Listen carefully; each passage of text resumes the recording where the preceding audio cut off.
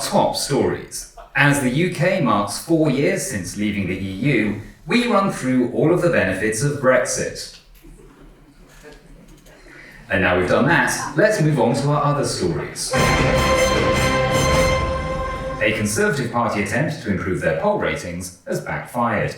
They chose a sample made up entirely of their MPs and their families, and yet still 70% of those surveyed said that they desperately wanted an election soon, if only to get them out of the house for a bit. Staying with politics, Keir Starmer made a major policy speech yesterday. This morning, Labour Party officials have denied that he said anything of interest. In international news, in local news, some of you sitting there have babysitters, and you're wondering if you're going to make it back in time. Hopefully none of you have dog sitters, because that would be weird. A few of you have worked out that it's actually cheaper to buy a ticket for a show than it is to heat your home these days. And about half of you have been dragged along by a friend or family member, and you're just hoping this isn't going to be rubbish. But first, Matt Green, the man most likely to be compared to Mark Zuckerberg or a hobbit, depending on hair length, is appearing here tonight. Our skits, gags, and It's the Way You Tell Them correspondent, Jonathan Goodenough, has more. Yes, that's right. So-called comedian Matt Green has left his house and ventured into towns and cities like this one. Right. Matt would like to make it clear that he hates comedians who just pander to the audience in front of them, but he did make a statement earlier today that this is his favourite venue in the world, and this audience is definitely the most attractive he's ever seen.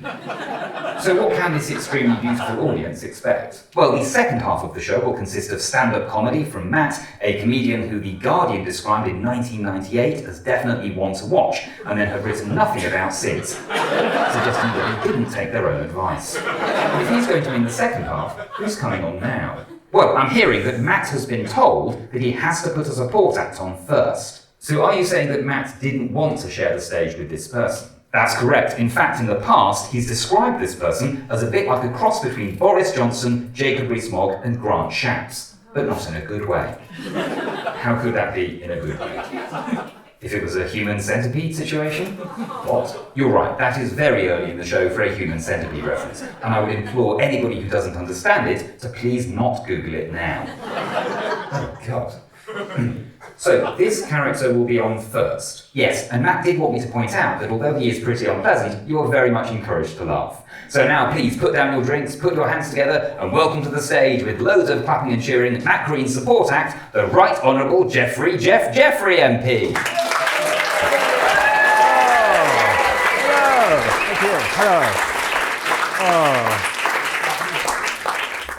Oh, hello. Lovely to be here. Thank you very much for coming out. I am the Right Honourable Geoffrey Geoff-Geoffrey.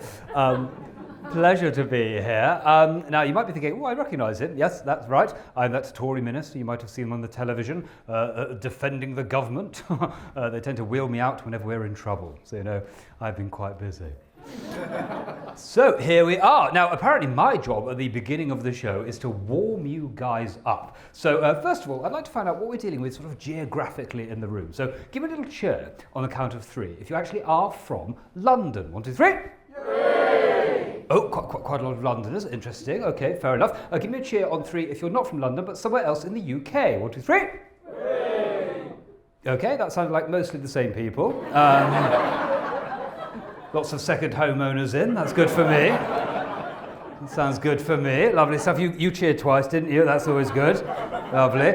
You've still got your bag over you there, so classic Londoner. Yeah, not going to take that off, are you? No. And what are you holding there? That looks like a tambourine in my light. What is that? Oh, it's a helmet, isn't it? Okay, well, I'll come to you in a second. I feel that. Are you a cyclist, sir? Oh dear. Okay, well, I might come back to you. So we've got a few Londoners and non-Londoners, but I'm assuming because we're in London, the capital, usually we have 1 or 2 people not from the UK. Give me a cheer if you're not from the UK. 1, 2, 3. Yay! Oh, slightly weird cheer there. People not quite sure. There was a sort of, over there. Where was that? Was that a lady over here? It was you, wasn't it? You two. Hello. What's your name down here, my dear? Stefania. You're definitely not from the UK, are you? Welcome, Stefania. Which part of the world are you from, Stefania? Italy, lovely stuff. And what are you doing here? Sorry, that sounds a bit aggressive. Sorry, I'll do that again. Why are you here? No, Bit much. Are you living over here now? Are you travelling? Yes, you are. And what do you do? Do you work? Do you study? Yes, you work. Okay. And what do you work at? E-commerce. E-commerce. Okay, I'm just going to make a note for Suella. Okay. Stefania, was it? Okay. Check the spelling later. E-commerce. Is that mostly spam? Yeah, it's spam. Okay. Not sure we need you. Okay, so we've got Stefania. Another Italian lady over there? Yes, hello. What's your name? Emanuela. Lovely. So, e-commerce too? No. What do you do, Emanuela? I'm a vendor manager for a telecommunication company. Okay, I didn't understand any of that. Just put a sort of question mark. Okay, so and there's Italy, and there's some people, non-UK people down here, is that right? Yes, right down here. Hello, what's your name, sir? Andrea. Welcome, Andrea. What's gone on? Has an email gone out? Where are you from, Andrea? Italy, yeah. Okay, I'm slightly scared now. Literally surrounded on all sides. Do you have any Italians over here? No? Okay, good to... Oh, down here! And down the front. She's American? Okay, well, thank you for that. Good, well, I'll leave you alone, Andrea. We've dealt with Italy already. What's your name down here? Dara. Dara, you're not from Italy at all, are you? Welcome. Which part of the States are you from, Dara? LA. LA? Oh, okay. That's a blue state, that's a shame, but... Let's make a note, LA. All right, good. And are you working? Do you work in the film business, Dara, if you're from LA, or? Yes. You do? Yes. Oh, that was a lucky guess, wasn't it? Any tax write-offs that you want, or? Thanks for the ones we got today. Thanks for the ones you got today. Okay, it's going to cross you off. Absolutely fine. Well, welcome everyone. Lovely. So we've got people from all over the world. That's interesting. Let's now find out sort of demographically what we're dealing with. So give me a chair on the count of three. If you are retired in the room. 1, 2, 3. Oh, yes, quite a few. Where was that? There was a kind of woo over there. A little wave retired person. Oh, you throwing your voice. Okay. Chap at the back. Hello. That's good. For me, that's very good because that means you're all triple locked on our side. So there's a chap over there. What's your name, sir? Marcus, welcome, Marcus. You're retired, sir. What did you used to do before you retired, Marcus? Insurance, lovely stuff. Okay, definitely on the other side of the road, lovely. Insurance, what kind of insurance? What's your favourite type of insurance to do, Marcus? All of it? Can I'll give you my card afterwards, Marcus, because we've got some stuff to talk about, so that's lovely. So you're definitely going to vote for us, that's fine. No, even if he thinks he's not going to, it doesn't matter individually if he doesn't or not. His demographic definitely will. Okay, that's how this works. But on the other side, and I already know what's going to happen over here, give me a little cheer if you're a cyclist in the room. 1, 2, 3. Okay, interesting. Well, obviously, I'm not going to try and appeal to any of you. You are all too far gone. But on the other hand, there's a pretty good chance some of you won't make it to the next election, so that's fine. Absolutely fine. That helmet won't help you. Good. Okay, good. So we're all over the place. So what is... I'm being horrible. What is your name down here, my friend? My name is Matt.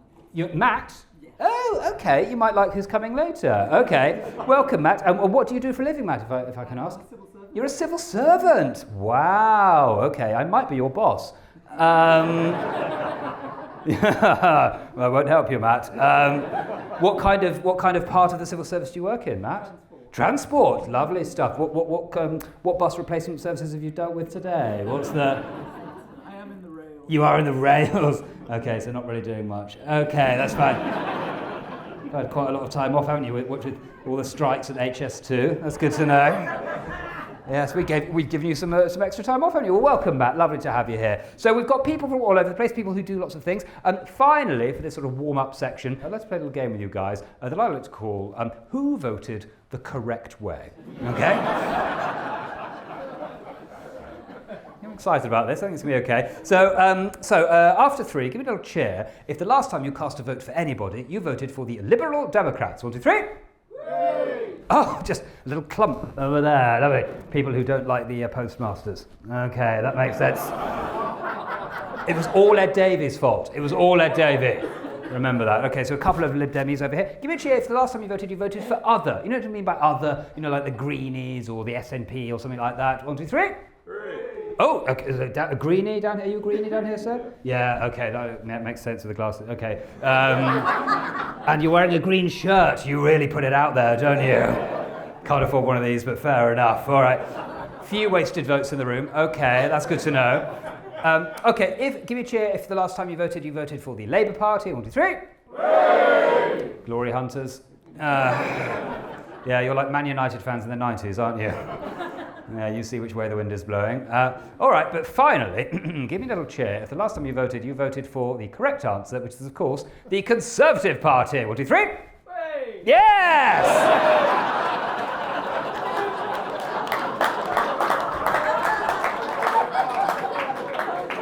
I think based on the numbers, I think that kind of represents our poll ratings in London at the moment. Good to know. Well, I had a feeling about you, sir, with you've got the chinos, you've got the jumper and the shirt. It looks like you've been working in the office and chucked something on. That's lovely. Well, welcome, sir. What is your name, my friend? Danny, okay. Go with Daniel, maybe. Sounds a bit more distinguished. What do you do for a living, Daniel? I'm a Conservative councillor. You're a Conservative? Look, a rare breed. Put it there, Daniel. No, don't touch me. I won't touch a councillor. I'm a minister, for God's sake. Dare I ask which part of the world you represent? What kind of area we're talking? You don't have to give me the exact address, but are we talking London or somewhere else? Or Dartford. Okay, good to know. So I'm just going to make a note. All right. Daniel from Dartford, come out here. Interesting. Well, welcome, Daniel. Lovely to have you. Well, you can help me out, Daniel, because obviously we've got lots of issues to deal with this evening. Now, I can see, by the way, most of you, Daniel's obviously loving this, but most of you, I can see there's a certain amount of confusion in your eyes. You're looking at me thinking, hang on, I don't understand why this chap is here. I bought tickets to see Matt Green, the comedian.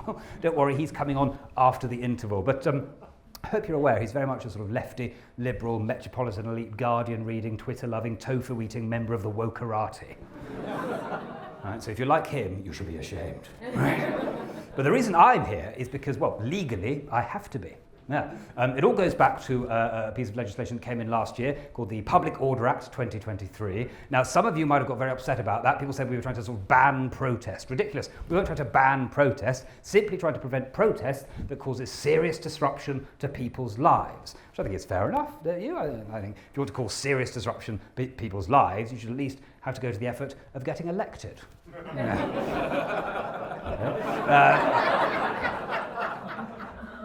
It's a bit of a joke there. Forgive me. Obviously much better to be in the House of Lords. But the point is that protest is and always has been pointless in this country. If you want to change things in this country, you have to do it the old-fashioned way. You know, have a quiet word with someone you went to school with. Actually, looking at you. Possibly not someone you went to school with, someone I went to school with, right? But yes, that's why I'm here. The reason is because that bill wasn't just about protest. Now, there was other things in that bill that people kind of missed in all the hysteria, including a theatrical performances clause, which states that if there's any sort of theatrical performance in any sort of venue, any sort of theatre or comedy club or sort of converted cafe in the corner of Soho, then it has to be balanced, right, politically. If there's any chance of any left-wing ideas leaving the stage and polluting any sort of young, impressionable minds, you know, or sort of older, more fossilised minds, it has to be balanced by someone like me. That's why I'm here, you know, all the way down from Westminster. Now, you might be thinking, hang on, is this really down from... Everywhere is down from Westminster. Okay, and I can see the greenies a bit worried about it. Don't worry, I didn't drive here. That'd be ridiculous. I flew.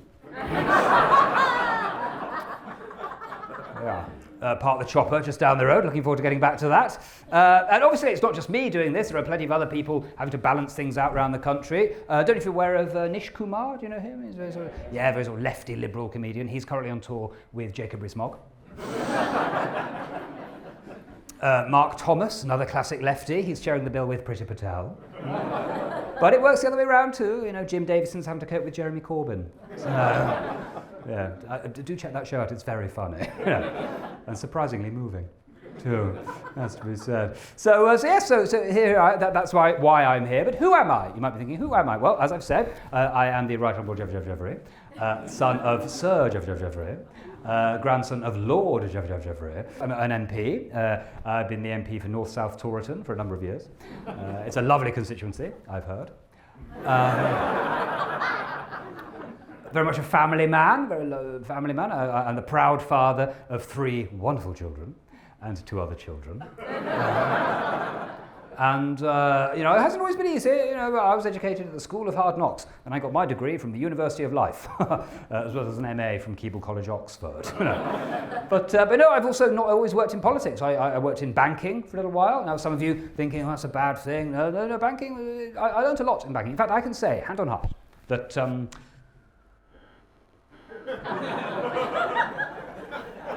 hand on heart, that... I learned a lot in my time in the city. In fact, I learned that you literally have no excuse not to have money, right? You simply don't. No, because I learned that if you get up early, if you go to bed late, if you work very hard in between, then literally anybody can make their fortune at their uncle's firm. It's that easy. Even if after week 2 you're told not to make any more unsupervised trades. So, a little bit about me, a bit of background on me, but who am I these days? Well, as I've already mentioned, I am a minister of the Crown. What are you a minister for, I hear you cry? Well, good question. Yeah, what is it these days? I think something to do with immigration, maybe, or possibly sport. I don't know. All I know is that Gary Lineker is always annoyed at me. So I must be doing something right, eh? But no, I have been doing a lot of things, loads of different ministries over the last few years. Sometimes people say, all these different ministries, what have you really achieved? Well, I'll tell you what I've achieved, an incredible number of different types of headed notepaper. Yeah, how many types of headed notepaper have you got, Gary? Exactly. Oh, actually, little sort of side note, if anybody fancies getting any sort of personalised stationery made, do get in touch. I've got a mate who's at a bit of a loose end these days, since he's stopped making PPE. Out of foolscap envelopes. Yeah. It's funny he ended up making PPE, because that's actually how we met. Doing PPE. At Oxford. Okay, I'll just explain what happened there. I always like to throw a little sort of Oxford reference in early doors, just sort of see what kind of audience I'm dealing with. Some of you got it very quickly down here. Sadly, most of the rest of you, mostly scum. It's a shame. I don't know if Danny got it or not, but not very sure. I mean, I assume he would. But I have been a minister for lots of different things. That is true. Loads of different things. And, that's because of all of the reshuffles, isn't it? Yeah. And I love a reshuffle. Who doesn't love a reshuffle? I mean, Boris loved a reshuffle. Rishi loves a reshuffle. Liz didn't really get a chance. She had a quick one, didn't really work. But I love a reshuffle, gets the adrenaline going, the blood pumping, because without a reshuffle, you end up with ministers who know what they're doing, want to change things, sometimes for the better.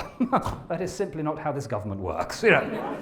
So that's a bit about me. Now, it's not the only reason I'm here this evening, just to balance things out. I'm also here to do a bit of research, because, well, Danny knows, and the rest of you are probably aware too, there's going to be an election pretty soon, and I'll tell you what, the opinion polls are looking very woke. Not good for us at all, So we're sending a few people out, a bit like me, sort of around the country, get a sense of what people are thinking, get some sort of focus group things going on. Now, I already can sense that you're not necessarily on my side this evening, but hey, most of the focus groups I go to are just very sort of angry northern people.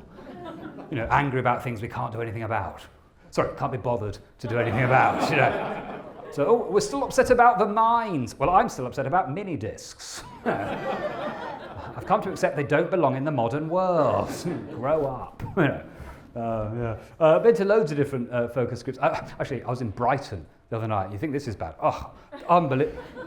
I mean, literally the epicenter of wokeness. Awful place, a dreadful place. It's all ruled over by this woman, Caroline Lucas. You'd love her. Yeah, Greenie. Yeah. A few Greenies. You'd love her. Yeah, she's always trying to save everybody, isn't she? She's like an old Greta Thunberg, Although I suppose if Greta Thunberg ever does get old, she'll have sort of lost the argument, won't she?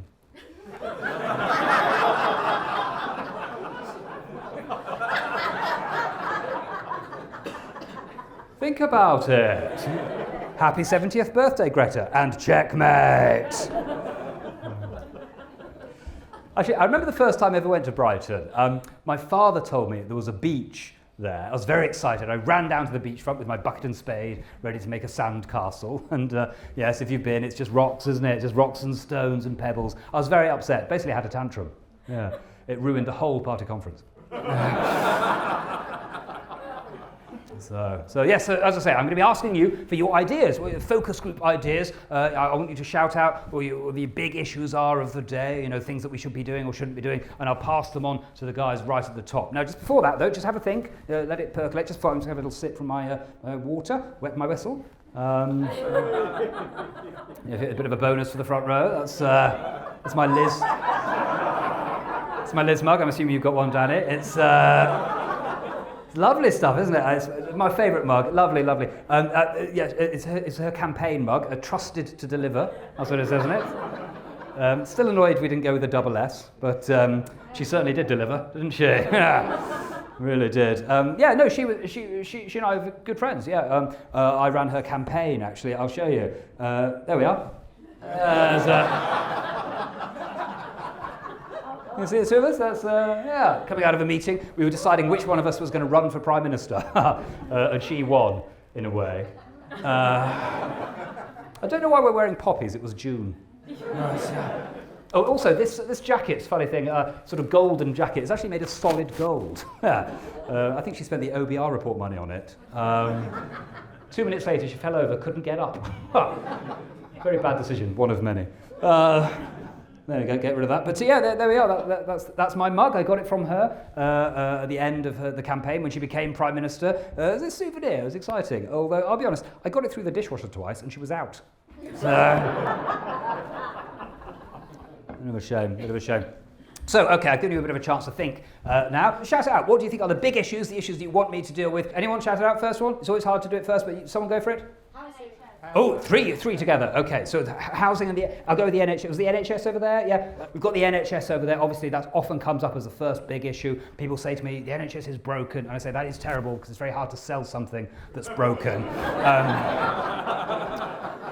There's all these strikes, aren't there? Nurses striking, doctors striking. I simply don't understand it. Why are they striking? I mean, they want more pay. Well, we give them 12 weeks of clapping.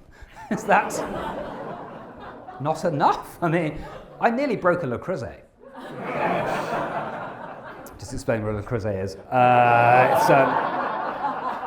It's a very expensive pan. Don't get one. You need to buy a house before that. But can't have a Le Creuset in rented accommodation. It simply doesn't make sense. Absolute nightmare. But the other thing about these strikes I simply don't understand is I don't think anybody goes into medicine to make money, do they? No, they go in to heal people, to treat people, to have patients that they deal with, And let's be honest, we have given them loads more patients to deal with, haven't we? Per person. I mean, don't think of it as a waiting list. It's a queue. Come on, get in. So we'll sort that out. What was that? The housing down here. Was it a housing person? The thing about housing, I think, is that housing. I'll deal with homelessness at the same time because it's all related, aren't they?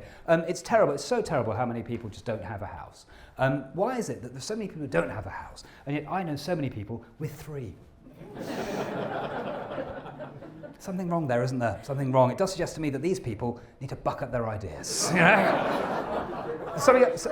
Oh, hang on, say that again. Artificial intelligence. Oh, you're getting very sort of intellectual over here, aren't you? Okay. No, AI is a big issue. You're absolutely right. It's going to cause all sorts of problems. Lots of jobs are going to go, I have to say. Lots of jobs, civil service. AI is coming for you, my friend. Actually, I've invested in a bit of AI, actually. I've invested in ChatGPT. Yeah. It's a bit like ChatGPT, only every so often it tells you that Brexit's great. Anyone else got one more? Hang on. What was that? Brexit failure. Was that Brexit failure? Okay, now I've mentioned Brexit. Look, Brexit, okay. All right, fine. I'm going to say something now that you might not have heard a Conservative say before, right? Danny, you might want to close your ears for this, right? I think Brexit might have been a mistake, right? But like all of the best mistakes this country has ever made, I think it was a democratically elected mistake, right? Whenever I think of Brexit, I always think of William Webb Ellis, right? I'll explain for the Americans, right? What it is, right? He was a schoolboy who about 200 years ago, he was playing football, soccer, right? He was playing football, and halfway through the game, he picked up the ball and ran with it, didn't he? Now, in that moment, that was called a mistake. But was it really? Because in that moment, he created 2 things, didn't he? He created the best game this world has ever seen, rugby union. And the worst sport in the world, rugby league. Right? So, innovator, that's what I'm saying. Okay, here's another way of thinking about Brexit. I think that Brexit is a bit like caviar, isn't it? Oh, a bit expensive, a bit of an acquired taste, yeah, but the people who like it bloody love it. A lot of those people are Russian.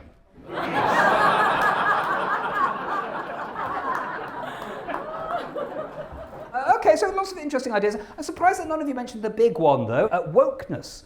That's the big issue, isn't it? That's the thing. That's the thing we're all worried about, isn't it? Now, if you don't know what wokeness is, I'll just explain. Some younger people in the room.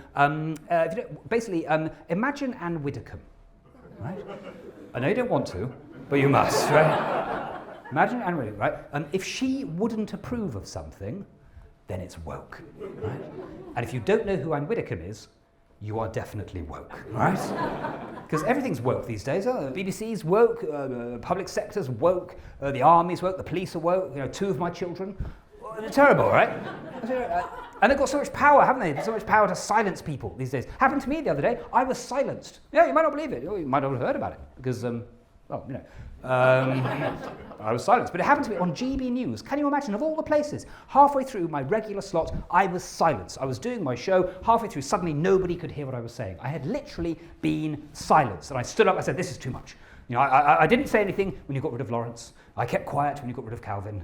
I quite liked it when you got rid of Dan Wootton. But, so at this point, this has gone too far. I threw my laptop down, it smashed. I threw my notes in the air, and I stormed out of that studio. I said, this is too much. Now, subsequently, it turned out they'd simply forgotten to turn my microphone back on. So by then, I'd sort of burned my bridges. I'm afraid my show is done. It has been cancelled. Effing and Jeffing with Geoffrey Geoff-Geoffrey is no more. I'm afraid you'll all have to find something else to do with that crucial 3 till 5 a.m. part of your day.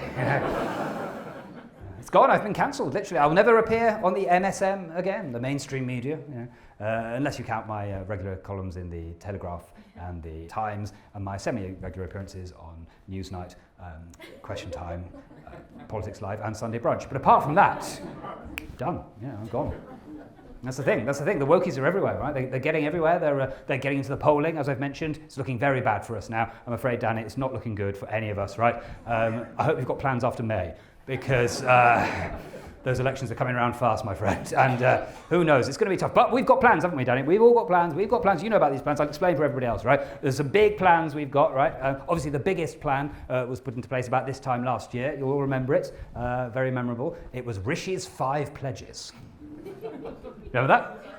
Yeah. Do you hear that? As soon as I said that, bit of a ripple, wasn't there? Of respect. Yeah. You're right. Oh, yeah, that one. Oh, that was good. Yeah, you've got to say that was good. That's so memorable, weren't they? Every time you heard them, you're like, oh my God, they're so memorable. They're just, boom, they're in my head immediately. Just indelible, aren't they? As soon as you heard them, they're just so a bit like the 10 Commandments, yeah? Or the colours of the rainbow, yeah? Not in a Brighton way. They're everywhere. So, okay, I won't patronise you by suggesting you don't know what they are, but I'll start them. You carry on with me. Okay, so halve the boat, stop the economy, increase the debt, inflate the waiting lists, have a break, have a Kit Kat. Is that it? I think that's all of them, wasn't it? Okay, all right, fair enough. I think it's fair to say, those 5 pledges didn't exactly set the world alight. So that was our next plan. We've decided to set the world alight. We're going to grant loads more oil and gas licenses in the North Sea while sticking within our climate change commitments. No, we are. We're investing in an incredible new technology called carbon capture. Have you heard about it? It's this miraculous new tech that's going to save the world. A bit like microwave ovens saved cooking. Basically how it works, it's a 4-step process, very easy. What happens is you dig up the carbon, you burn the carbon, you capture the carbon, and then you bury it again. Right? And the only part of that process we don't know how to do yet is steps 3 and 4. I think they're working on some sort of net, very small holes.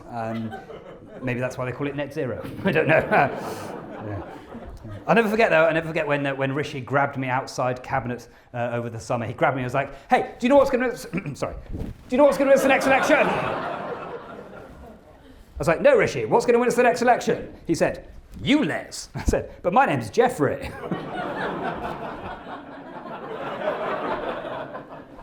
come on, sorry, is this on? Because like, it was like a proper joke. Don't get that on the BBC. Unbelievable. So anyway, I said to him, so what is ULEZ when it's at home? He explained it's a clean air scheme for London. Doesn't bother me. I've got the chopper, right? I said, how's that going to help? He said, it's explained. Basically, what we're doing is we're telling all Labour mayors all around the country, right, that they have to put in clean air schemes to improve air quality in their areas. Then when they put in a clean air scheme, we campaign against it, right? It's clever, isn't it? It's like Aikido, using their strength against them. It's good fun. You know. Next up, we're going to be banning LTNs, which I think is excellent because Luton Airport is a disgrace. No, look, we are all about making long-term decisions for a brighter future. Bearing in mind that brighter can mean on fire. Okay? Because we are very much on the side of the most overlooked, the most downtrodden, the most discriminated against minority in this country. Motorists. When you're behind the wheel of a car, you don't want to think about the climate or the environment or clean air or safety or children. No. You want to get where you're going, and you want to go brum. In fact, I'll go further. You want to go brum brum. You want to go brum brum brum. Actually, that was my pitch for the slogan on the front cover of our next manifesto. yeah. Vote Conservative. Brum, brum, brum.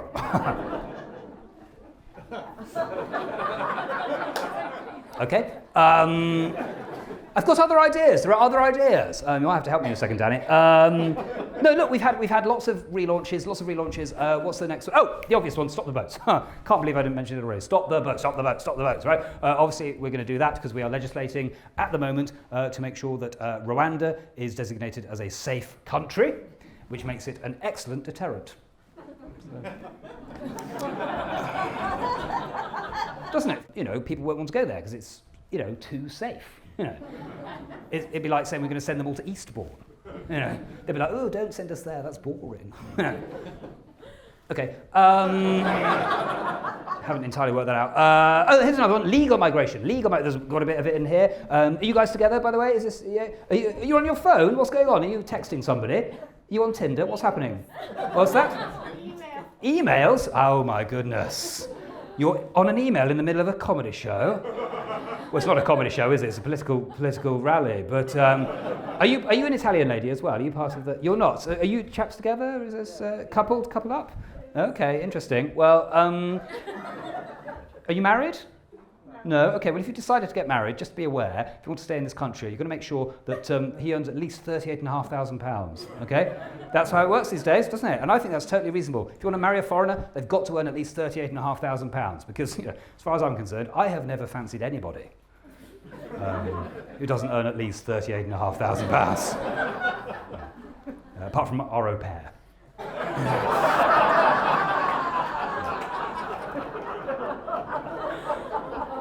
And actually thinking about it briefly, mummy. Okay, interesting. All right, well, it's time for me to head off in a second. Just before I go, ladies and gentlemen, just want to leave you with a couple of thoughts. Just to let you know, there's going to be an interval now. Matt will be on after the interval, doing some lefty ranting, no doubt. Be aware, you can leave.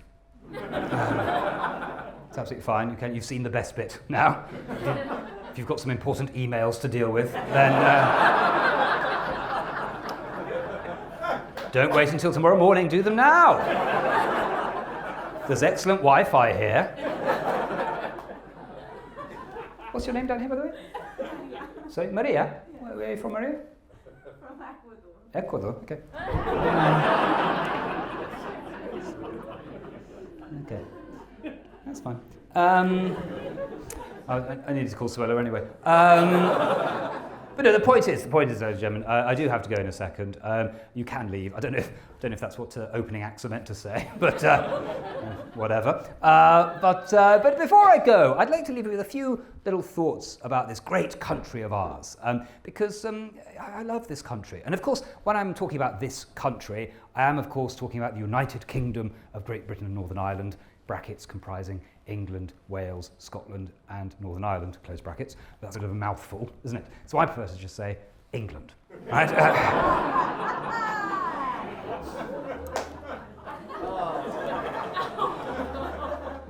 Because I love this country. I've lived here my whole life, except for tax purposes. Because this is a country that knows it doesn't matter where you're going, it's where you came from that counts. A country that accepts that sewage has got to go somewhere. And who wants to swim in a river anyway? What are you, an otter? Just go and swim in the pool in your back garden like a normal person. And if you don't have a pool in your back garden, why are you learning to swim? Because this is a country that knows that we don't need a court in Europe to tell us what a human right is. Because human rights are for everybody that we agree with. And if you don't like it, you can fuck off back to France. Or Italy. Or Ecuador. Because human rights require human responsibilities. And it's your responsibility not to be foreign. Or poor. Or, God forbid, both. Because this is a country that is proud of its history, even the parts it chooses not to remember. A country that knows that when inflation's going up, that's due to global factors.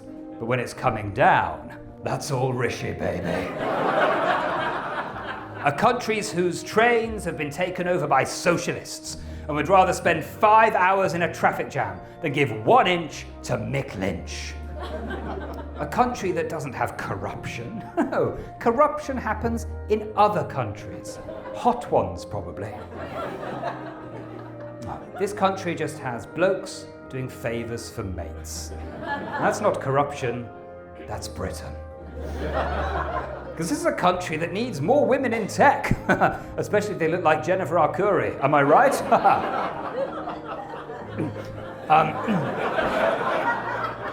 We need more babies. This country needs more babies, especially conservative babies. I mean, Jacob and Boris are doing what they can, but guys, we've all got to chip in, lads, you know? Because without the conservative babies, then the young people of today will turn this place into a woke, cultural, Marxist utopia. Like Hackney. Before I go, I'd just like to say that, you know, I think this is a country where we can all get along, can't we? Whether we're black, brown, gay, non-binary, or normal.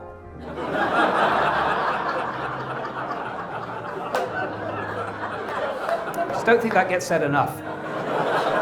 Certainly not round here. And finally, this is the greatest country in the world because this is a country that knows that to give a round of applause to somebody you agree with is easy. But to give a standing ovation to a government minister takes real courage. I have been the Right Honourable Geoffrey Geoff-Geoffrey. Thank you very much and good night!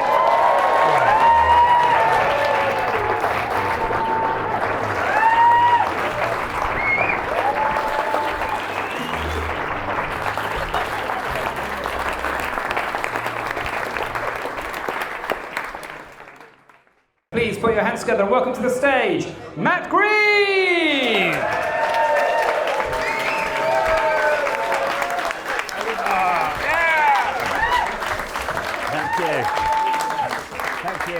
Thank you very much. Thank you for that lovely round of applause. Lovely to see all of you for the first time. Hello. I wonder where you're from. Hello. Nice to have you here. Thanks for coming along. I have to say, it genuinely slightly freaks me out how easy it is for me to turn into a Tory MP. Turns out all I have to do is put on a jacket and tie, slightly change my voice and lose a conscience, and it's there.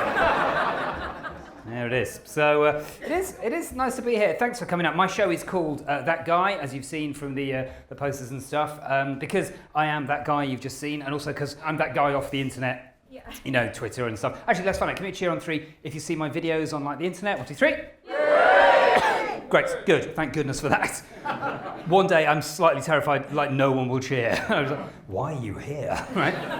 So yes, that is who I am, and it means I have this kind of micro level of fame these days, where like some people know who I am, but most people have no idea. And sometimes people want to come up to me and say that they like my stuff in the street. That is lovely. If you ever want to do that, please do it. If you ever see anybody that you like their stuff, please say so. It's always nice to get feedback from people. All I'd say is pick your moment. Yeah, like it happened to me recently in a urinal.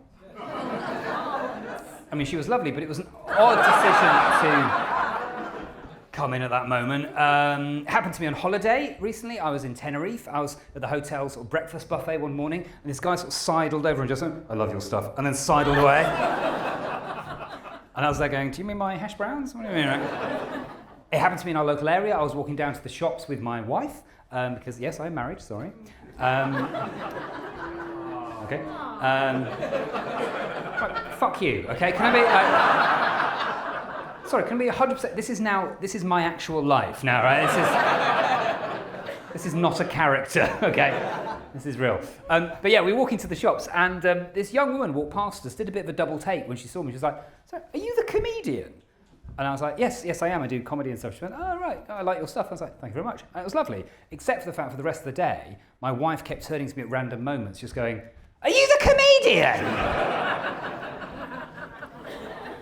She's very supportive, right? But it does also mean that I sometimes get these slightly kind of weird moments as well, awkward moments. Like I was walking out of a train station the other day, and this young couple approached me, and the bloke went, "Excuse me, mate, my wife and I were just saying, your face is very familiar. Do we know you from somewhere?" And I was like, "Oh yeah, you might do. I do comedy, I do videos, you might have seen me online." And he's like, "All right, cool. Do you believe in God?"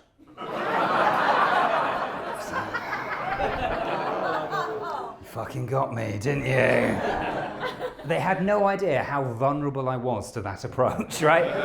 Because I'm sure they use the opening gambit loads of times, and with all of you, you'd be like, "No, I don't know you," right? But I was like, "Ooh, maybe they're fans.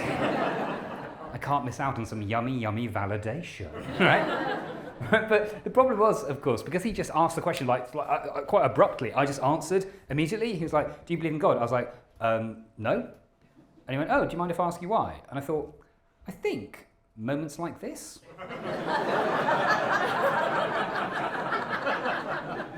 I think the embarrassment that is currently coursing through my body, I don't believe a loving God would allow that to happen, you know? I mentioned my wife there. We have been together a while. I'll tell you one quick thing about her. She's very attractive.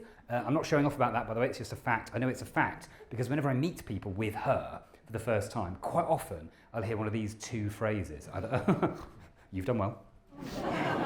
Yeah, or the absolute classic, "Ooh, you are punching above your weight."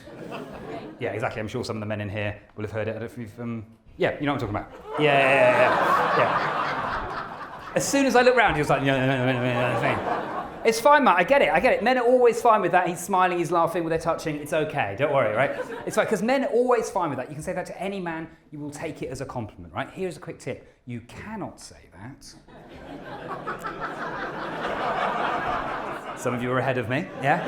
You cannot say it to a woman. You absolutely can't. No, I was at an event recently, I was talking to someone, I thought her partner was looking great. I was like, "Ooh, you're punching above your weight."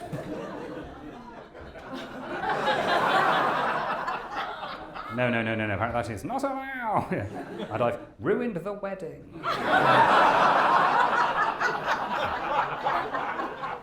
Be careful. That's what I'm saying. Be careful. So yeah, it's yeah. We have been together a long time, my wife and I, over 20 years now. We don't have children, don't have kids. Doesn't mean I don't have children in my life though. We have 3 lovely nephews who've all appeared in the last 3 years since the pandemic. That sounds weird. And they didn't just appear. They happened the normal way. But yeah, we've got 3 nephews now, and that's lovely. I love my nephews. They're absolutely gorgeous. I love spending time with them. I love being an uncle. It's cool. Although I have to say, the one thing I don't like about being an uncle is the word uncle, because I feel like that word is tainted. Do you know what I mean? Every time I hear it, I feel like it should be preceded by the word creepy. Or maybe like dodgy. If we're very lucky, funny, which usually means one of the first 2. Do you know what I mean? I always feel that word uncle is a bit like the phrase much loved former children's TV presenter. It's just gone a bit icky now, hasn't it?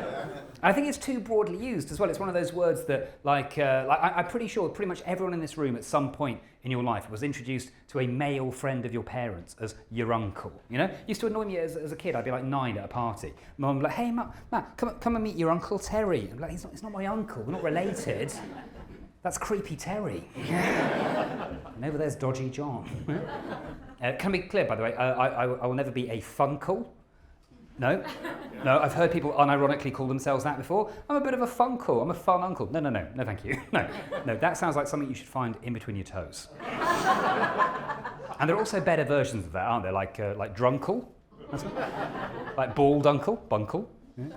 Uncle nobody likes, kunkle.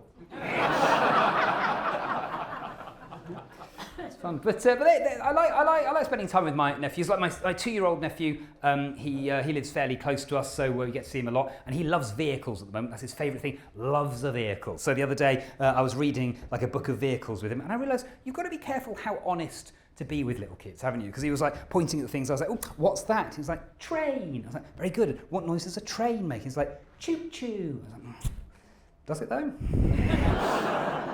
Because let's be honest, trains these days haven't made that noise for decades, have they?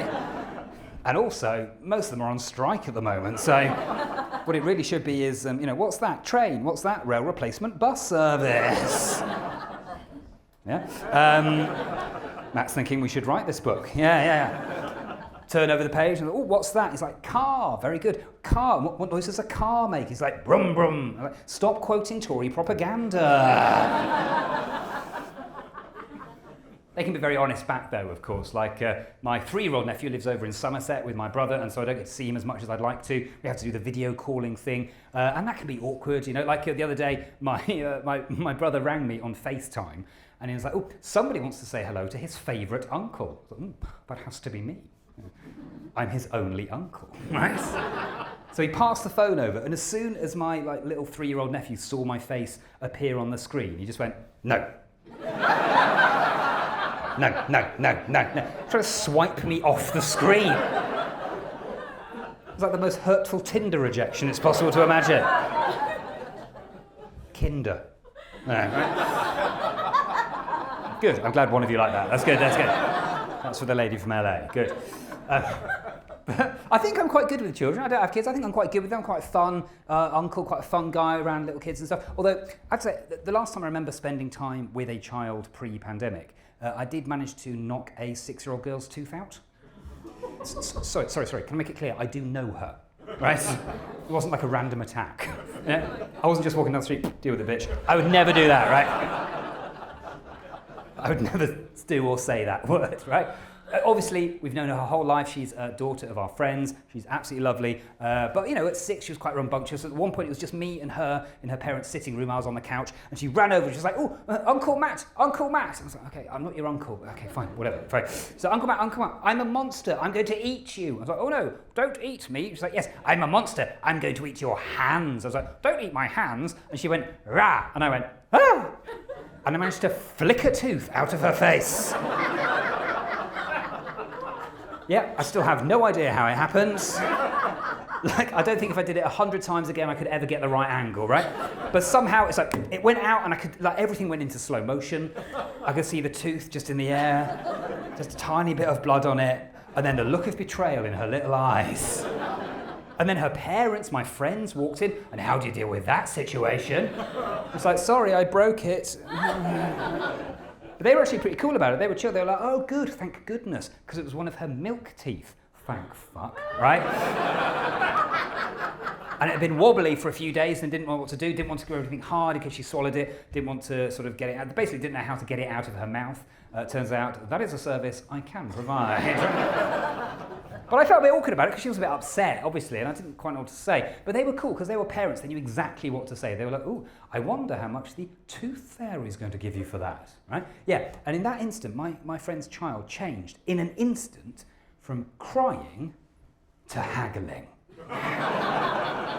She's like, "How much can I get?" And ever since then, I've been telling that little story because I think it's quite cute. But also, it turns out there's quite a difference around the country on how much people give for tooth fairy. So I've been doing almost like a little survey of it. So I'm going to continue that tonight. Do we have any parents in the room with kids about the right age? I don't know, like between 5 and 11 or something. Give me a cheer on 3. 1, 2, 3.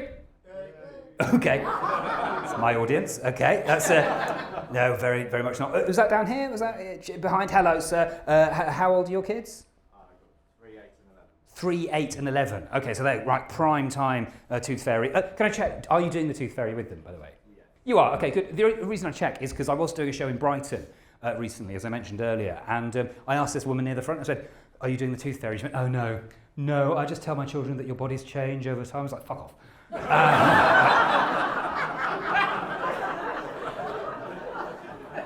I bet you believe in crystals, don't you? You've got essential oils and candles. Give them some magic too, you know?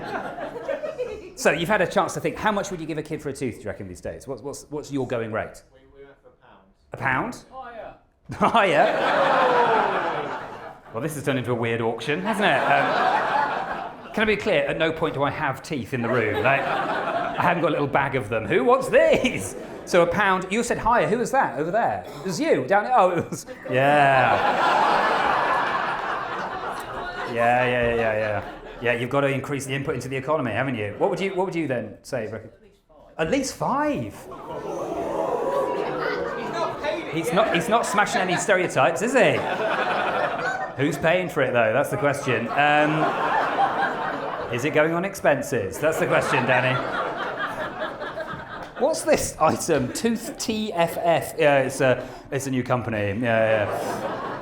So £5. Okay, that's quite a lot. Anyone want to say more than that? Is that? No? Yeah, that is quite a lot. No, I'll be honest though, it has varied, as I say. I've met people who've said a £5. I've met people who've said, actually recently, I did a show in central London. Guy at the back, when I asked that question, went, £20. I know, we stopped the gig and mugged him. It was great.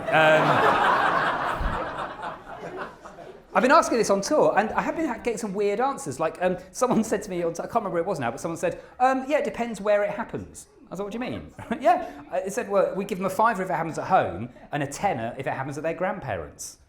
And I thought, just imagine their kids walking to their grandparents' house going, hey, like, I want a PlayStation. Right? You're still discussing it down here, Danny. What's going on? It's like, do you think a £5 is fine? Do you think a £5 is totally... I'm just like, how many teeth are there? I hope you don't work in economics. Count your bottom row. Like... There's quite a lot, isn't there? Is it 32? That's milk teeth. I thought it was 28. 20. All right, I'll be honest, this has never happened before. I don't know if you noticed, I am filming this evening. I'm glad I got this bit. This is gold.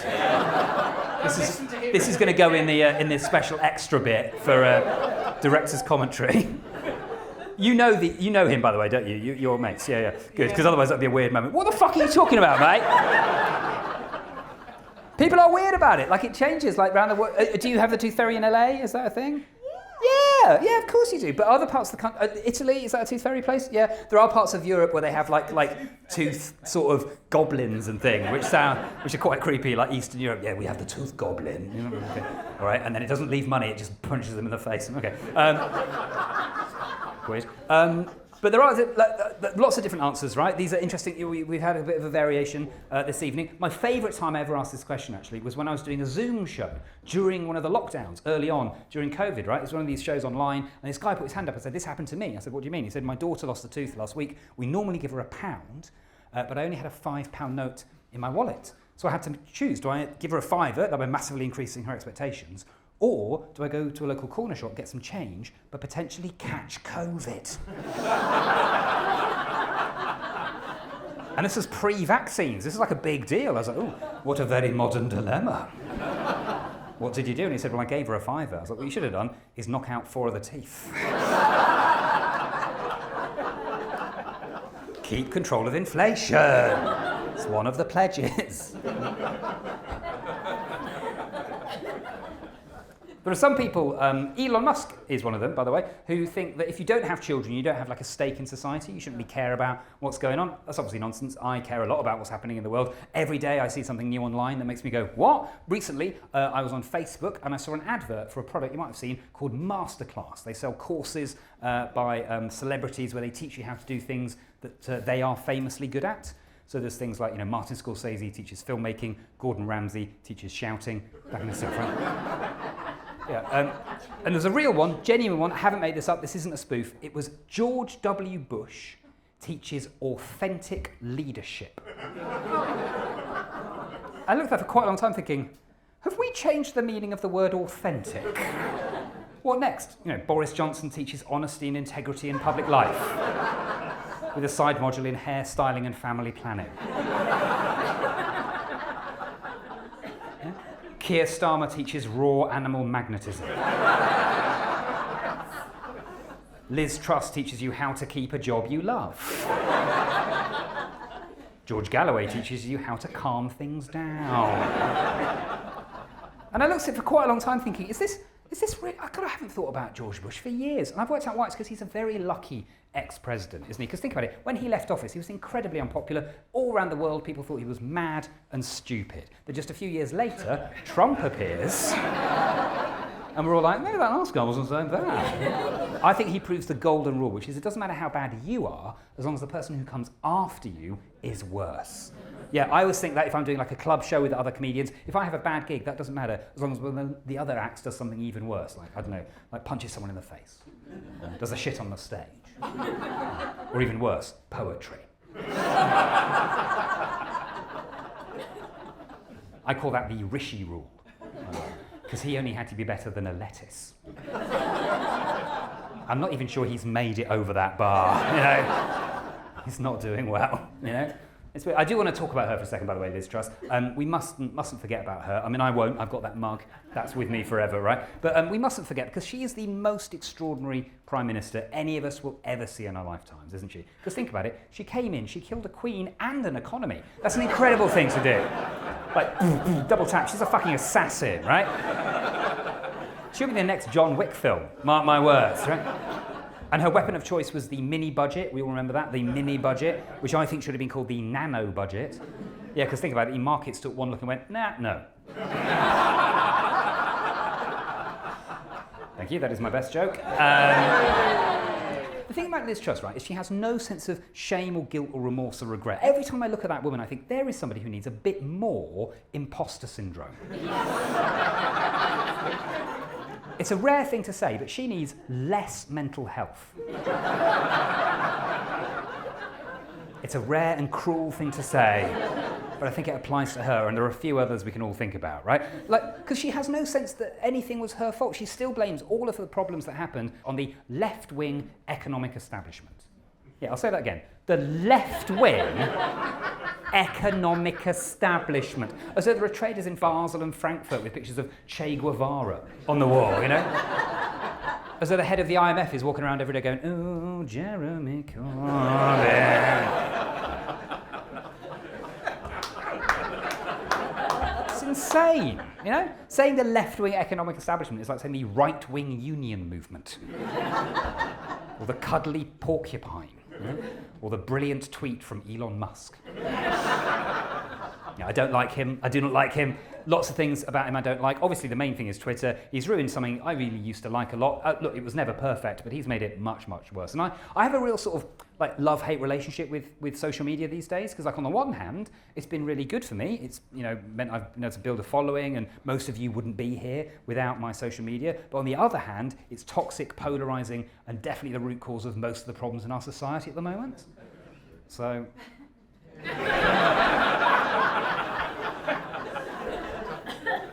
No, but I did add an extra show at 21,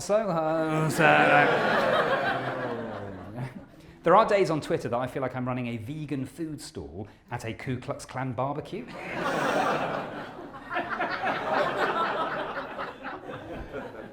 You know, there are some bad people on Twitter these days. I might shock you with this. My least favourite people on Twitter are probably the Nazis. Sorry if that goes too far for some of you. But no, I'm not a fan of those guys. My second least favourite people are probably the people who, whenever the Nazis are mentioned in any conversation, will jump in to say that the Nazis were left-wing. See these people? Every single conversation, every time. Hello, I think you'll find the Nazis are actually left-wing. Actually, I think you'll find, because think about it, it was the National Socialist German Workers' Party, wasn't it? The National Socialist German Workers' Party. And every time I'm like, okay. Number one, do you believe everything that the Nazis said? Quite often the answer is yes. Number two, just because something is in a name doesn't mean it's true, does it? Like, king-size Mars bars are not the size of Charles.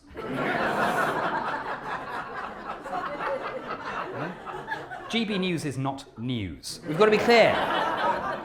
You know, I've been introduced several times on stage as an award-winning comedian. I've won one award. It was for creative writing at school. Right? But people can be very nasty on social media, can't they? They can say all sorts of horrible things because they don't know you're a real person. Sometimes they think, I just think you're a bot. And it's much easier to be cruel on a screen, isn't it? Like, it's much easier to call someone a chinless, lefty, woke, Mark Zuckerberg-looking cuck online than it is face-to-face. And I know that because I've been called it many times online and only once face-to-face. And to be fair, my therapist was tired. Lefty, that's what I said. Lefty is the thing that people always say to me. That's always the thing that people have a go at me for. They're always going, you're such a lefty, leftist, leftard. And I always think that's funny because I don't know if I am like fully on the left. Like, I'm definitely a bit leftish, you know, compared to most people. But I think, to be honest, if I had to sum up my political philosophy in one phrase, it would probably be something like, it's a bit more complicated than that. I think that sums it up a lot of the time. In fact, if there was a political party that came out with that as their slogan, I would love that. Yeah. Would I vote for them? It's a bit more complicated than that. So I think both left and right have their issues. You know, I feel like the right offers simple solutions to complex problems, whereas the left offers complex solutions to simple problems. You know, the right will see a broken economy and blame immigration, whereas the left will see a broken street lamp and set up 3 committees. Okay, I'm aware, by the way, from this slightly subdued response to that some of you are probably on one of those committees. You know, they're going, look, we have to know why the street lamp went out. Maybe it never wanted to be a street lamp in the first place, okay? You know, that's the thing. Look, can I be clear, though? I know where I stand on the spectrum. Like, I'd much rather be to the left than the right. Like, as far as I'm concerned, like, the far left can be very, very annoying. Whereas the far right can be very, very murdery. So it's very, yeah. Yes, thank you. Yeah, absolutely. But thank you for joining in at that weird moment. But it's a fun moment to join in on murderous. In any other context, quite an aggressive heckle. Murderous. I'm definitely a bit more left than the right, but I think most of the time I'm probably a bit more in the middle, you know, a bit more centre. But if you say that online, immediately everyone jumps in. Oh, look at you centrist, you centrist dad. That's the thing, people, is centrist dad, so that's an insult. Centrist dad, and of course I'm not a father, so that's fine, but oh God, am I a cunkle? Maybe, you know. Because I do spend a lot of time online. You'll have seen me there, probably. You know, I make these videos on Twitter and stuff. And yeah, I make satire. That's how I define it, satire. And I have to say, there are times where I look at what I'm doing and I think, am I helping? Like, is this useful? Is this contribution? Like, obviously, people tell me they enjoy them. That's great. Very happy to entertain people. But there are times I think, is this, like, useful for society? Because satire can be controversial. You know, some people think it's bad. You know, it humanises the bad guys. It makes you laugh at them instead of getting angry. In fact, I saw an incredible example of this recently. I was reading the Jeffrey Epstein files. I don't know if you're aware of these leaked files that came out about him, right? And there's a story, and it's an alleged story. I have to say this for legal reasons, right? But allegedly, Prince Andrew groped a young woman using his own spitting image puppet.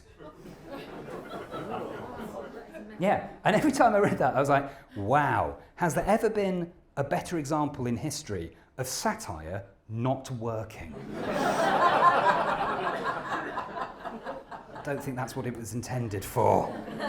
I suppose the closest thing for me would be if Boris Johnson saw my videos and masturbated over them. I don't know. Sorry, that is too much, isn't it? It's too much. But I have made a video of that, and I just think, is it good? Is it worth? I mean, there are people who tell me that my videos keep them sane. I get that quite a lot. Loads of messages every couple of weeks. People saying, "Oh, you've really kept me sane. You've helped me stay sane in this weird time," and that's lovely. If I've helped your mental health, brilliant, right? But there are times I think I don't know, looking at the news, whether sanity is really the correct response. I slightly worry that all around the country there are people going, "I'm so angry, I'm going to do something. I'm going to go on a march. I'm going to set up a charity. I'm going to write to my MP." Oh no, Matt Green's made a video. Everything's going to be fine. Because look, I am not that guy. I'm not the guy to lead a political movement. I'm not going to be at the front of any barricades or marches. That's not really my style. Look, when I'm on stage or on screen, I can be very strident. I can say what I mean and mean what I say. Because it's easy then. When I'm on screen, it's just I'm talking to a camera. And on stage, I have a microphone. And you are not allowed to speak, right?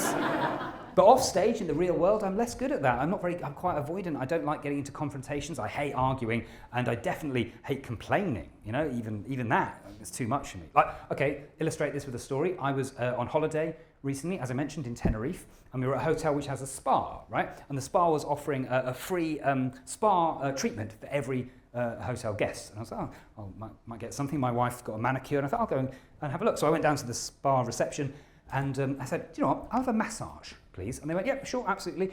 Just to let you know, though, the only people doing massages today are men. Is that okay?" And I was like, "Yep. Yes. Yes, of course that is fine.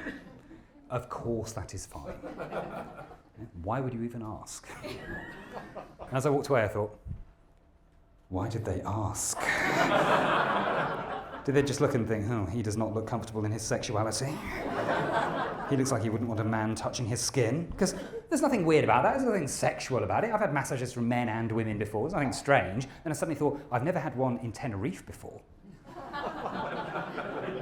Maybe here it's a bit different. You know, maybe halfway through, one thing will lead to another, and you know, I'll end up sucking him off. Or with my hands full, you know. And I thought maybe I should just cancel it. I thought, I can't cancel it, can I? Because the only thing worse than saying, "No, I don't want to be massaged by a man," would be going away, then coming back 10 minutes later going, "Actually, I've thought about it. I do not want to be massaged by a man." And the thing is, I was genuinely worried, but it wasn't really the sexual thing. That was like a minor thing. The genuine worry was that the last time I could remember having a man massage was when I was in Budapest doing some shows in Hungary a few years ago. And everyone told me, "Oh, you must go to these local public baths and get a massage. It's a really cool sort of touristy thing to do." So I did. And in that situation, I was led into a very big, it was like a hospital cubicle, really, quite well lit, almost as big as this stage. And there was a big sort of wooden bench in the middle of the cubicle. And I went and lay on the bench. And then a muscular Hungarian man came in and proceeded to try and push me through the bench.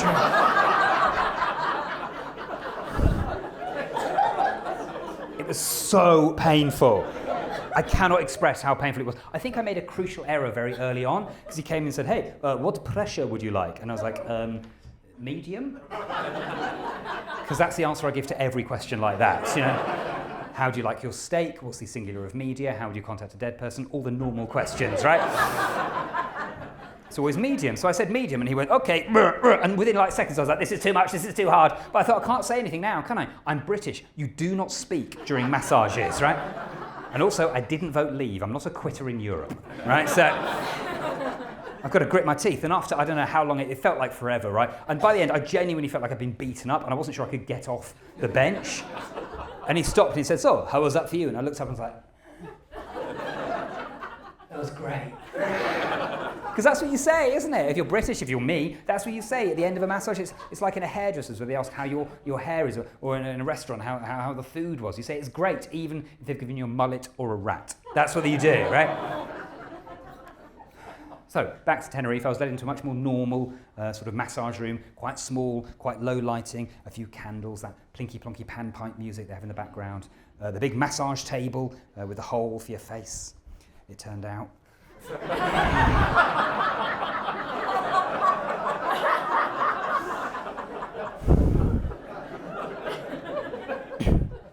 And once I moved the right way around, and he took a moment to compose himself, and And then he started the massage. And it was at that moment that I remembered something that I always remember at about that moment, which is, I don't really like massages.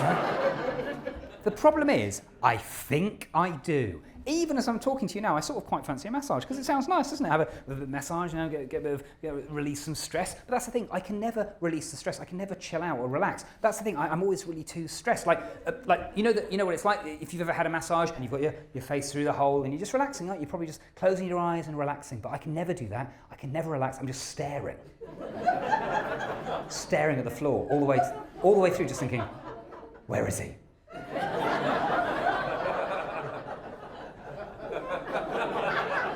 Where's he gone? Where is he? Where is he? Where is he? Where is he? Where is he? Where is he? Oh, there he is. Okay, he's over there. Okay. Oh, there he is. He's going over there. Hang on. Are those the same shoes he was wearing earlier? Has he changed his shoes? Is there another person? What is happening, right? I start feeling paranoid about it, right? And then I get an itch somewhere on my body, normally in my leg, normally after he's just finished doing that leg. I spend basically the rest of the massage trying to sort of subtly kind of point him back to do my leg again, but I can't say anything, can I? Because you do not speak during massages. And I can't do anything myself, because how does that go? You know, if you have a bit of a scratch and then a bit of a rub, then actually, it's all right, mate, I'll finish this myself. It's fine, it's all right. Doing his job for him, you know? And then there's that plinky plonky panpipe music, and at first that's okay, but then after a while I start thinking, God, this has no beginning or end, does it? It's just going on and on and on and on. There's no beginning, there's no melody. Am I sort of trapped in like a time loop? What is happening here? Am I ever going to get out of here? I have this sort of existential crisis. So by the end of however long it was, I'm sort of feeling paranoid and itchy and in the middle of a crisis, and the guy stopped and says, "Oh, how was that for you?" And I looked up and I was like, great. I'm aware, by the way, that story doesn't have like a big ending. But I'm also kind of glad about that.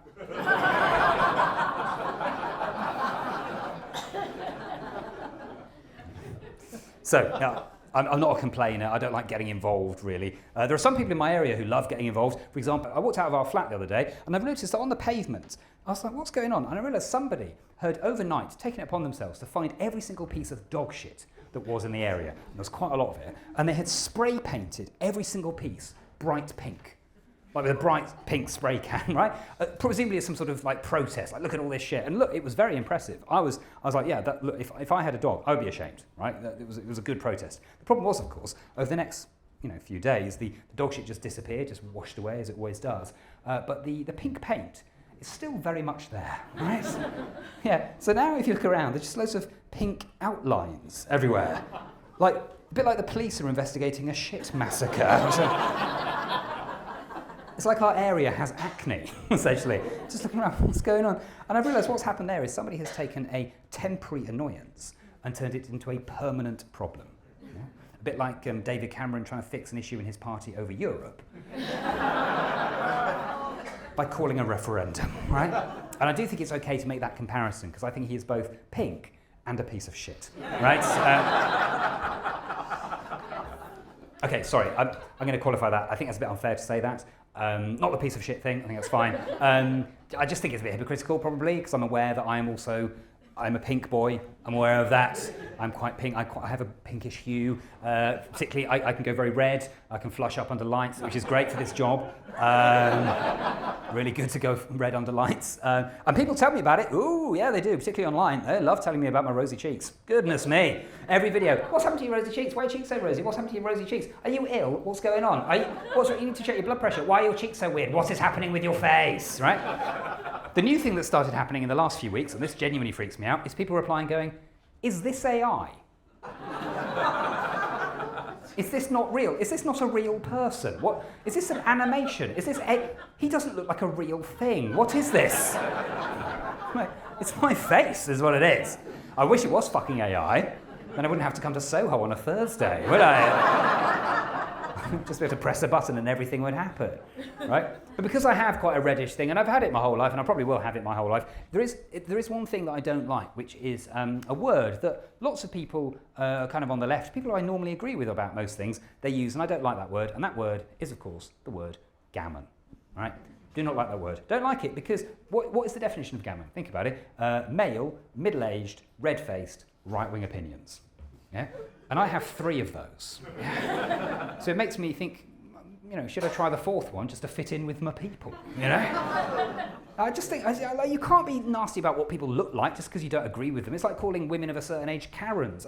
I don't get it. I think it's a weird blind spot on the left. They're quite happy to take the piss out of people's appearance if they're not the right kind of people. And look, one of the main things I've learned over the years of doing stand-up is you can never prejudge an audience based on what they look like. Like, I could be in like a sports centre in Essex on a Friday night, and all the blokes there have got like shaved heads, and they're wearing tight Sherman shirts, and they're drinking 2 pints at a time, and you think, God, these guys are going to be a nightmare. But they're not. They're great. They're one of the best audiences you've had in years. Or you come to a comedy club in Soho, and it's fine.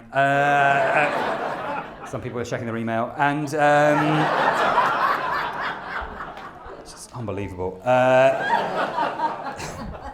You go to a student gig and you think, oh, these will be great. These are cool people, and they've all got piercings and pink bits and blue bits in their hair, but they're not. They're rubbish. They're just like not ignoring you. They're on their phones or whatever. Or you go to like a little pub in Kent. And there's loads of St George's crosses everywhere, pictures of the royal family all over the walls, and you look at the audience and you think, wow, these guys don't look like they just vote Conservative. They look like they volunteer for their local candidate. But in the end, not that bit of Kent, right? In the end, they are awful. They are awful. No, they are. They're awful. You can sometimes tell, right?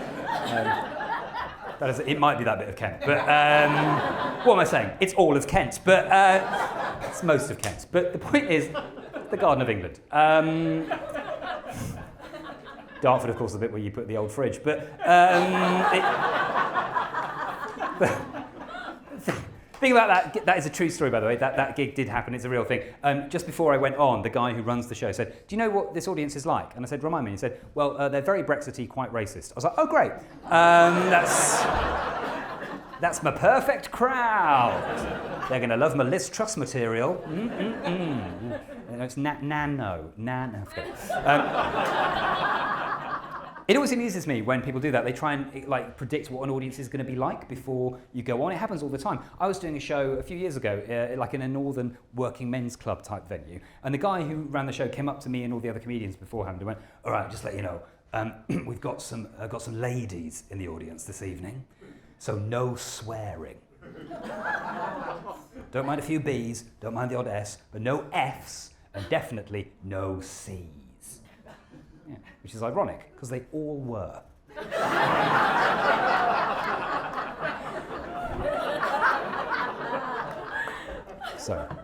So I'm not that guy. I'm not the guy who's going to be on the front of any of the campaigns. And if I was to say what I thought the big issue facing the world is these days, it wouldn't be dog shit on the road. I think there are other things bigger than that. But I think, if I'm honest, if I had to pin my colours to one particular issue, I think the big issue that underlies a lot of the things we've already talked about is inequality. That's the big issue underlying so much of it. It's basically simple, isn't it? Too few people have too much stuff, and some of these people have so much money. It's insane. They've got so much, and it's not that they have so much money. It's also they have no sense of responsibility for anybody else. Just a couple of hundred years ago, if you were a very, very rich person, you'd eventually sort of run out of things to spend your money on. You would. Eventually they'd have land and properties and stuff, but they'd end up doing something useful for society, almost by mistake. They'd end up, building a school or setting up a library or founding a museum. I mean, don't think about what ended up in those museums. But these days, that will never happen. There's a marketplace which is entirely devoted to the super rich. There will always be more things for them to buy. There will always be a bigger yacht or a faster spaceship or Twitter. There's always... That's why, by the way, I think that the people at the top are always trying to talk about culture war issues, talk about wokeness and stuff. Because if you think about it, it's much easier to talk about cultural inequality than financial inequality, because it's much easier to become woke than it is to become rich, right? Because all of us, if you think about it, we could tomorrow morning, we could all just try being vegan, couldn't we? Just for a day, just give it a go, see what it's like, None of us can try being a billionaire. Despite what those pricks on TikTok would like you to think, right? Yeah, you can't be financially flexitarian. That's not how it works. Yeah, I'll leave you to think about that for a second, right? And it doesn't stop there as well. I think they've got so much influence in different areas. I was thinking recently, what are my favourite TV shows over the last few years? Probably they would be The White Lotus, Succession, and The Crown. Great shows, all about rich people though. aren't they? Oh, I think about it, they're quite similar storylines, aren't they? Because they've got, what are they? Like, rich people go on holiday, but they don't have a great time. Rich people run a family business, but they're not happy. Rich people live lives of luxury in palaces, but they don't have a great time. And one of them is possibly a paedophile. Who has arguably too much of a good time. I think these shows are essentially a form of propaganda. They're meant to make us feel sorry for the rich, yeah? Because we're watching them go, God, these guys are very wealthy, but they're not happy at all. We should just leave them to it, you know? And the actual rich people funding them are sitting in jacuzzis, lighting cigars with £50 notes, just going, suckers! Sorry, can I make it clear? When I'm talking about rich people, I don't mean any of you.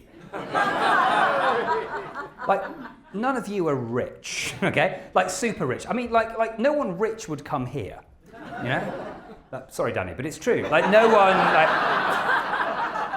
I don't mean like here. I mean like any venue, like any live entertainment venue. If super rich people want to see stuff, they would summon it. They'd be like, darling, do you fancy seeing Matt Green? I've heard he's quite funny these days. Yes, why not? Let's bring him over to the yacht. I'll send the chopper and £10,000 in cash. That'd probably do it. That would do it. 100%, that would do it. I mean, look, I'm having a lovely gig and you're a very nice audience, but if I got that phone call right now, I would leave the stage. I don't even know if I put the mic back in the stand. I'd be off, you know, because £10,000 in cash, that is a lot of money, you know. That is more than double what I'm making tonight. A lot more than double, right? Because it's funny talking about money in this job because you never know how to value your time. There are days where you get paid quite well for not doing very much, but lots of days where the opposite happens. Like I've been making these videos like ever since COVID, like 4 or 5 years now, and so I do make a tiny bit of money from it. Like if people donate to me on things, that's great. I get a bit of money from that. And on YouTube, you make a little bit of money occasionally if you build up your subscribers. And I don't want to blow my own trumpet, but I have now got over 27,000 subscribers, which is all right. You know, I'm not Mr. Beast. But then I don't know who that is. But he's got loads of subscribers apparently, so I don't know, right? Actually, let's just find out. Give me a cheer on 3 if you actually subscribe on YouTube to my stuff. 1, 2, 3. Yay! Oh, a few down here. Good, thank you. If you do, that's brilliant. If you don't, that'd be an amazing thing you could do after the show. If you just click subscribe on my YouTube, that would really help me out. The more numbers you get, the better. And also, I've discovered that when you get to a certain number of subscribers, and this happened to me last year, you start getting offers of sponsorship for your channel. And the very first person who offered to sponsor my channel was a company called autoblow.com. Right? And they manufacture a product called the Autoblow, which essentially allows you to blow your own trumpet. Okay, I have to be clearer. It's essentially a fellatio engine, a blowjob device, a head thing, right? It's a blowjob. It's a blowjob. I don't know why they asked me, by the way. I've no idea what it was about my channel. I mean, yeah, I do make quite a lot of videos about Boris Johnson. Those are the correct initials. But apart from that, yeah, exactly. I've got no idea what's going on. I was like, well, I mean, presumably they just looked at my subscriber base and thought, these guys need help. Yeah. So if you cheered earlier, you're part of the problem, it turns out, right? Yeah, they cannot get their own BJs, right? I'll explain what it is, but it's a real thing, by the way. Can it be clear about this? It's an absolutely genuine thing. I thought it was a prank or something. No, absolutely real thing. I've been on the website. I've seen some distressing animations, right? Yeah. It's like it's a machine about that big, I think, and there's like a tube here, and you put a sheath in, and then you have to plug it in. Yeah, you have to plug it in. Yeah, there are no batteries involved. You have to plug it. Imagine that in a house share situation. Graham, have you seen the extension lead? It's in my bedroom. Why is it in there? I'm making a smoothie. Do not come in here.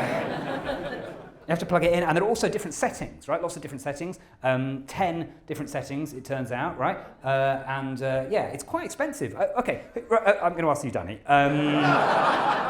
You've been a star of the show already, and you said £5 for a tooth, so we know that you have high value.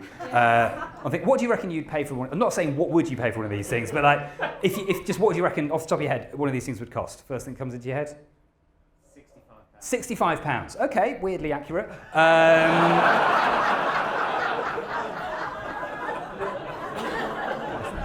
It's not really accurate. It's weirdly specific, isn't it? 65. He's thought about VAT and stuff as well. No, exactly. No, it's actually a bit more than that. It's £200. £200. Yeah, quite a lot, isn't it? Not the best answer I've had, I'll be honest. Very first show on tour, I asked the guy on the front row where Danny is, and he said, to rent or buy?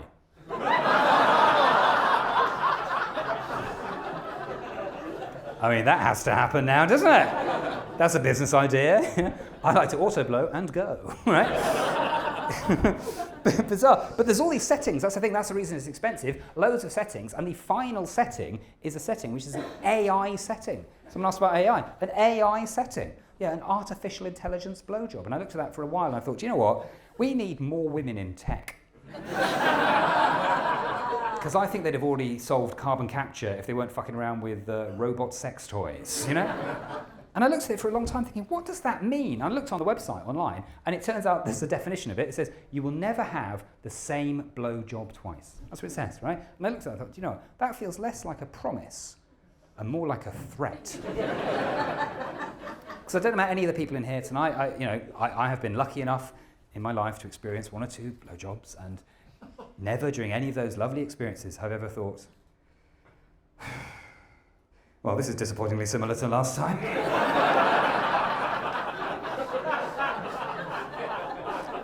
It's a bit samey. Where's the variety? Surprise me, darling. At no point have I ever wanted someone to go fast, slow, fast, slow, fast, slow, stop for a bit, then bite it off. I've never wanted that. It's mad. Right. I know, by the way, at this point there are several things happening in your brains.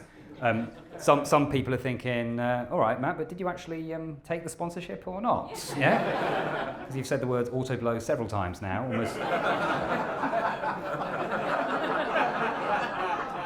almost like contractually obliged to. But there are also probably 1 or 2 men in here thinking, this sounds quite good, you know? And hey, look, if you want to give it a go, buy one. Why not? Give it a go. Let me know what it's like. Send me a video. Not a video. Don't send me a video, right?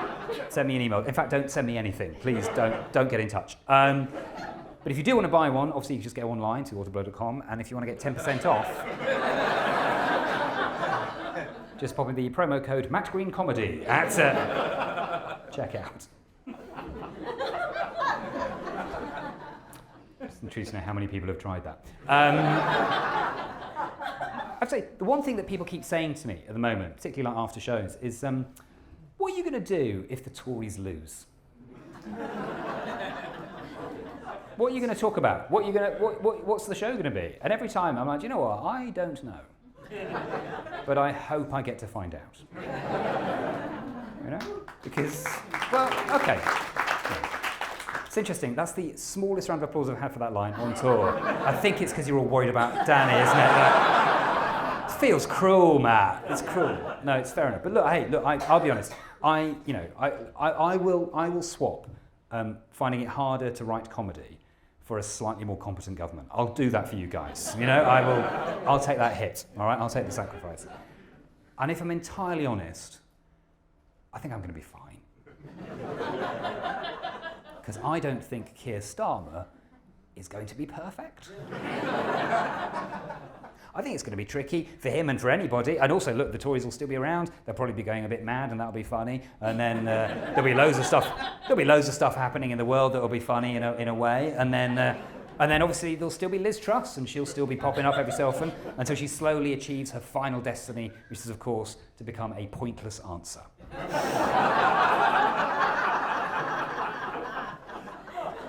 And I'll still be around, I'll still be that guy making the videos, doing my thing. I'll be very strident, but only in a very controlled situation, because I'm not really the guy to get into arguments. I don't even speak during massages. I mean, yes, I will punch a small girl in the mouth, but I've explained why that happens, right?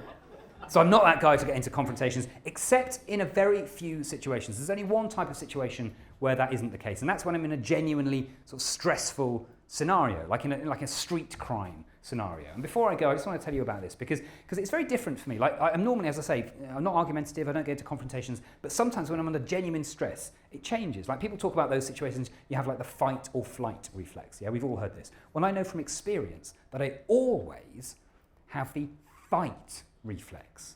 Yeah, which is bad because look at me. I'm barely a lover, I'm definitely not a fighter, all right? I'm just quite a sweaty boy, right? I just get really angry, I get really indignant. And it's sort of, I can illustrate this with one final story. It's a true story, it happened a few years ago. I know it was a few years ago because I still had a Nokia phone in my back pocket, right? And I was getting on a bus in the centre of London. As I got on this bus, these two guys pushed past me. As they pushed past me, I felt something happen in my pocket. I was like, oh, shit, my phone's gone. They've obviously just taken my phone. And they walked to the back of the bus, I think trying to look kind of inconspicuous, right? And this voice that I very rarely hear kicked off in my head like, don't let them get away. Don't let them have your stuff. So I just walked straight over to them and I just went, hi, can I have my phone back, please? And this guy was like, what? And I was like, look, you pushed past me, I felt something happening in my pocket, I think you must have it, can I just have it back? And he was like, fuck off, I've got your fucking phone. I was like, I think you must, I got your phone. Started arguing back and forth. In my head now, there are two voices. Part of me is going, what are you doing? There are two of them. They might beat you up, but no, this other voice is still there. Don't let them get away. Don't let them have your stuff. Until eventually, after like 2 minutes of arguing back and forth, finally, this guy stopped and he just went, all right. Yeah, basically, I had bored a pickpocket into submission, right? He took a little step back, and I promise this is true. He reached into the sleeve of his jacket. He pulled out 3 different phones. He showed them to me and went, all right, which one of these is yours? And that is how I got my first iPhone.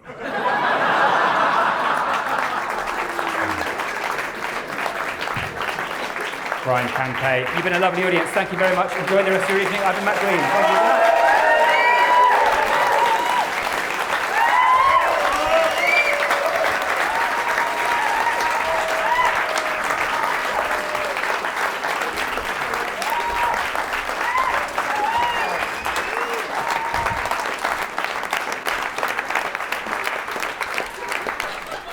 Right, is that on? I suppose I'll find out. Hello, I am the Right Honourable Geoffrey Geoff-Geoffrey, former MP, former Minister, current YouTuber. Yes, I'll admit it was a bit disappointing to lose my seat after everything I've done for the people of, you know. But in life it's important to have a backup plan. So I thought I'd give this YouTube lark a go. Maybe it'll make GB News realise that they made a mistake and they'll take me back. Not that I'm begging, unless that would help. Thank you to Dominic Cummings for persuading me not to write a blog. And also thank you to Matt Hancock for persuading me not to go on TikTok. I mean, I haven't spoken to either of them. I've just seen what they've done and decided I definitely didn't want to do that. Actually, talking of old Matty Hand's bum, love you, mate, he's been very kind and he's organised the first sponsor for this channel. Yeah, he told me that when I received the package, here it is, that I should unbox it live on screen. So here we go, my first unboxing video. Okay, right. Right, okay. Not really sure what this is. Oh, okay. Well, there's a plug. So whatever it is, we're going to need an extension lead.